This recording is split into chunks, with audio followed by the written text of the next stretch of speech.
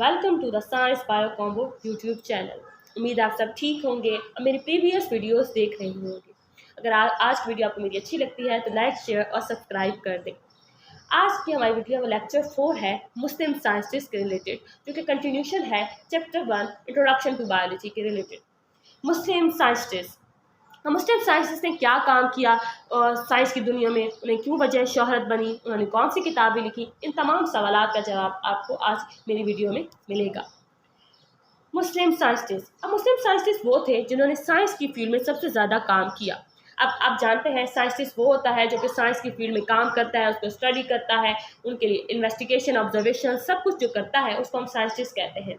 तो अब इन मुस्लिम साइंटिस्ट ने साइंस की दुनिया में डिफरेंट फील्ड्स में इतना काम किया कि उनके काम को आज भी जाना जाता है और माना जाता है।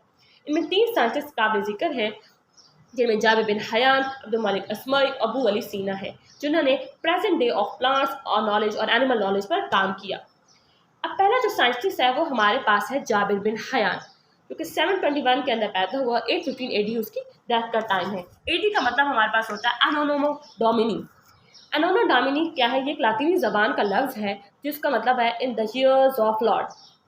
अब जाबिर बिन हयान जो है वो ईरान के अंदर पैदा हुआ और उसने जो प्रैक्टिस की, जो काम सीखा मेडिसिन के रिलेटेड, वो इराक में सीखा।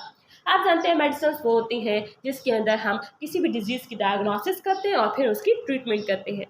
अब जाबिर बिन हयान का कौन सा काम जो वजह शहरत बना, तो उसको हम कहते हैं एक्सपेरिमेंटल इन्वेस्टिगेशन इन केमिस्ट्री।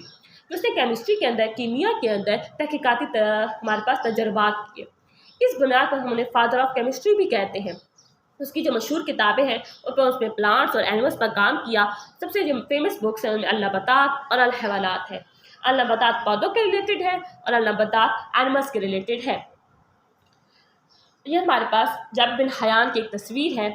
अगले साइंटिस्ट हैं वो हमारे पास है अब्दुल मलिक अस्मई, जो कि 740 में पैदा हुए, 828 तक उनका दौरानिया रहा। अब उनका जो मेन काम था, जिन्होंने वजह शोहरत बख्शी, वो ये था कि उन्होंने जानवरों पर सबसे ज़्यादा काम किया था, एनिमल्स पर डिटेल में स्टडी की थी। हम इन्हें पहले साइंटिस्ट भी कह सकते हैं, मुस्लिम साइंटिस्ट जिन्होंने सबसे ज़्यादा एनिमल्स पर स्टडी की। इनकी जो फेमस बुक्स हैं उनमें अल-अबील, अल-खलील, अल-वहूश और खालिक अल-इंसान है, जो कि तमाम एनिमल्स के रिलेटेड हैं। अल-अबील कैमल्स के रिलेटेड है, अल-खलील हॉर्स के रिलेटेड है और अल-वहूश एनिमल्स के रिलेटेड, और खालिक इंसान भी ह्यूमंस के रिलेटेड है, जो कि खुद एनिमल्स होते हैं। आप जानते हैं कि ह्यूमंस एनिमल्स की कैटेगरी में आते हैं। ये हमारे पास जो पिक्चर है ये अब्दुल मलिक अस्मई की है। और थर्ड और लास्ट साइंटिस्ट जिनको मुस्लिम साइंटिस्ट जो कि चैप्टर 1 के अंदर बायो के अंदर स्टडी किए गए हैं, वो है अबू अली सीना, जो 980 के अंदर पैदा हुए और 1037 एडी तक उनका दौरानिया रहा। अब वो कौन सा काम था जिन्होंने अबू अली सीना को इज़्ज़त बख्शी, शोहरत बख्शी? तो वो है मेडिसिन। जिन्होंने फाउंडर है, उन्हें हम फाउंडर ऑफ मेडिसिन भी कहते हैं और वेस्ट के अंदर एविसीनिया के नाम से जाना जाता है। What is एविसीनिया? एविसीनिया क्या है? इन एविसीनिया क्यों कहा जाता है? तो एविसीनिया एक लातीनी ज़बान का लफ्ज़ है जिसका मतलब होता है सन ऑफ सीना। ये एक अबहम रखा गया कि हम इन्हें कहते हैं ग्रेट ग्रेट ग्रैंडसन्स ऑफ मैन, जिसका नाम सीना था। ये किसी सीना जो नामी शख्स था जिसको हम ग्रैंडसन के नाम से जाना जाते थे, इस वजह से हम इन्हें एविसीनिया कहते हैं। ये फिजिशियन थे, फिलोसफर थे, एस्ट्रोनॉमर थे एंड पोएट थे।